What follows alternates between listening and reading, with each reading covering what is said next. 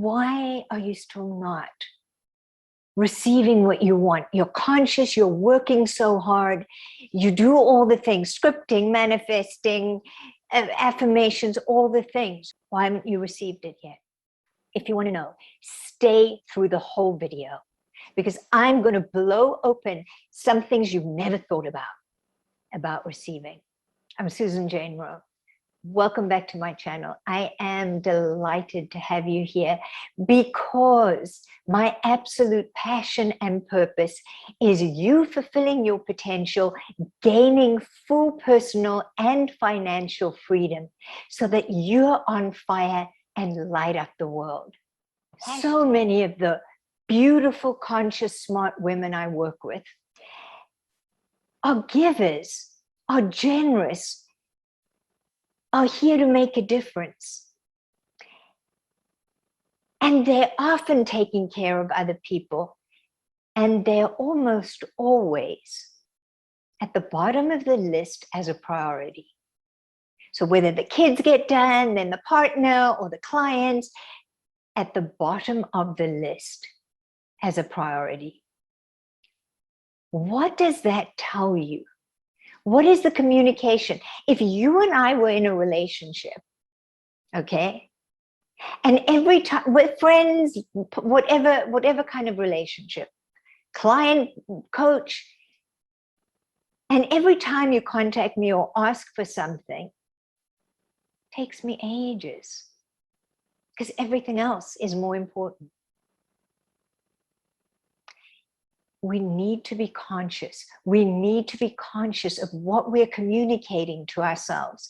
We don't manifest what we want. We manifest who we are. Very often,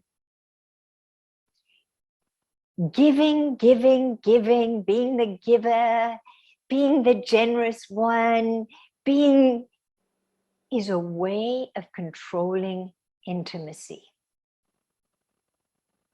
So when somebody tries to give to you, it's that, whether it's simple, look at it, whether that is a compliment. Oh, you look beautiful today. Really? I haven't had much sleep. I love that dress on you. Oh, it's old. Do you see the deflection? It's not the content, it's the context. Not receiving. Is it really about the dress or how you look? Or is it a heart-to-heart giving? How often when you need help, do you struggle to you're going to solve it. You're a problem solver. You're independent. You got this. You're smart. I was, until COVID, I used to visit this 96-year-old firecracker, an amazing woman. She had worked a lot in the record industry, who knows, the 50s, 60s, 70s. She was in not good shape. Mentally, she was fine. She had a back problem, this problem. It was so difficult to give to her. It was heartbreakingly challenging.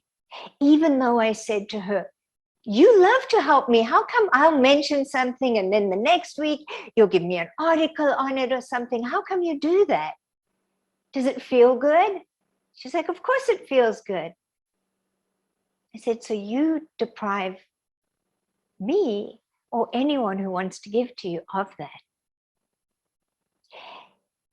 Let's go even deeper, okay? So it's controlling intimacy, because if I receive it from you, I feel vulnerable because, here's the bomb, because in order to receive, I have to acknowledge a need. And we are so, in this society, geared to, keep it together, don't be needy, solve it yourself, be independent, all of that stuff. We're kind of ashamed of our needs.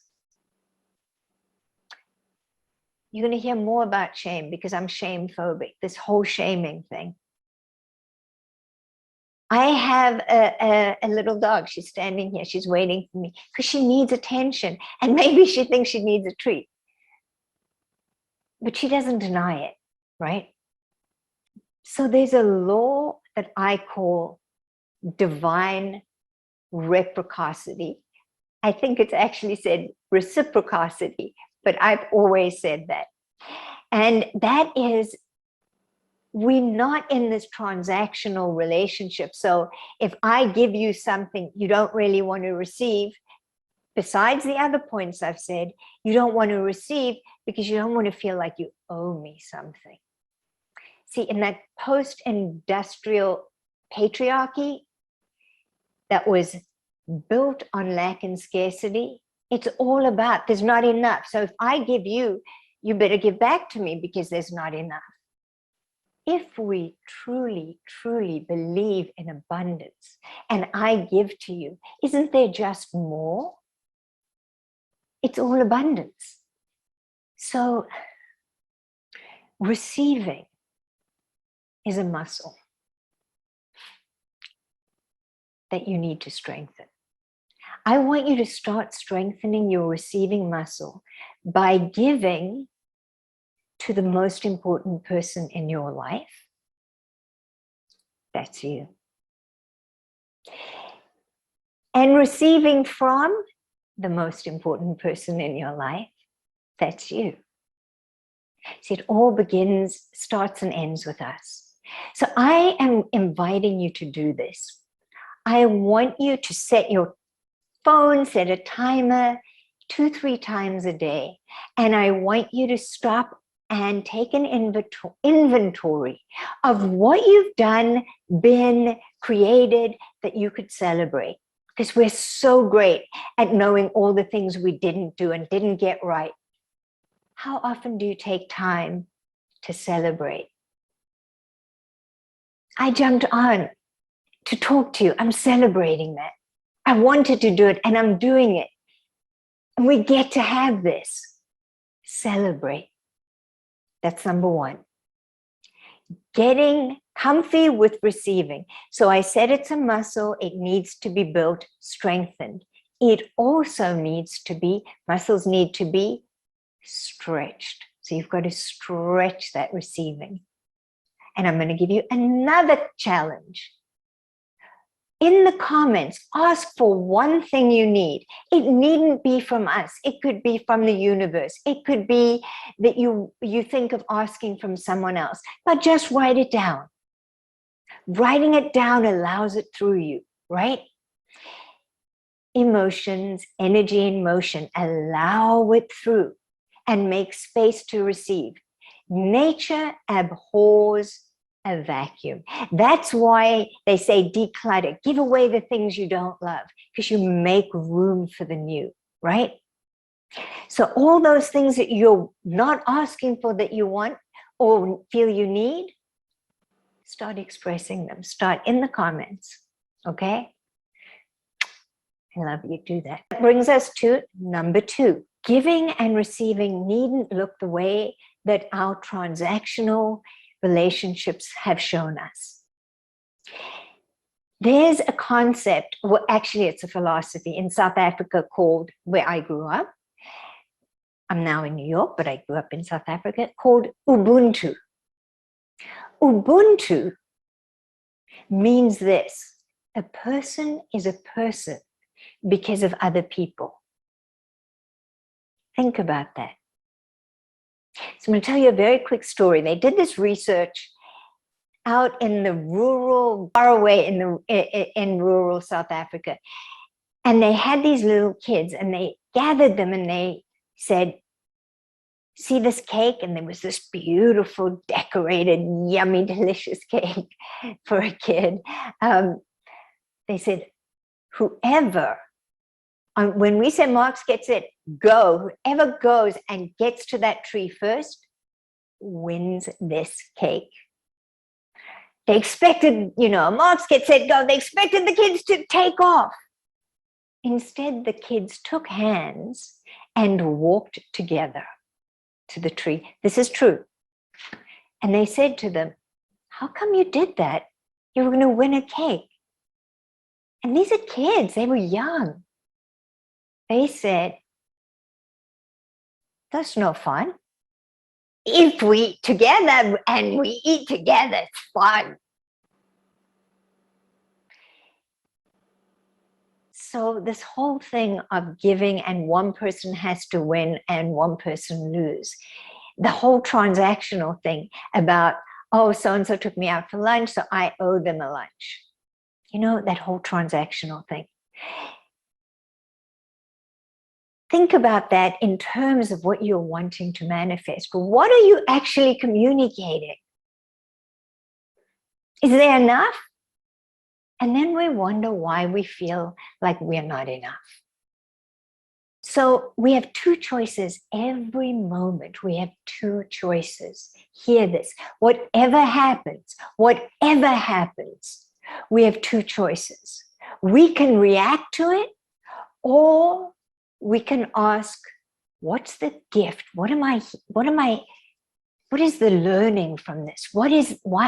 How come this is happening for me? What's going on? What am I meant to receive, learn, grow, understand? So the one's reactive and the other is responsive. Most of the time we're reacting. Responding is that energy of flow, of allowing, of receiving, of trusting, of understanding that the universe always has our back. We are always taken care of, always. It doesn't matter what it looks like. Where are you going to put your attention? So those three biggest blocks: controlling the intimacy, not letting it in, deflecting it, being transactional, and where you're putting your attention in the moment, what are you doing with what's going on in the moment?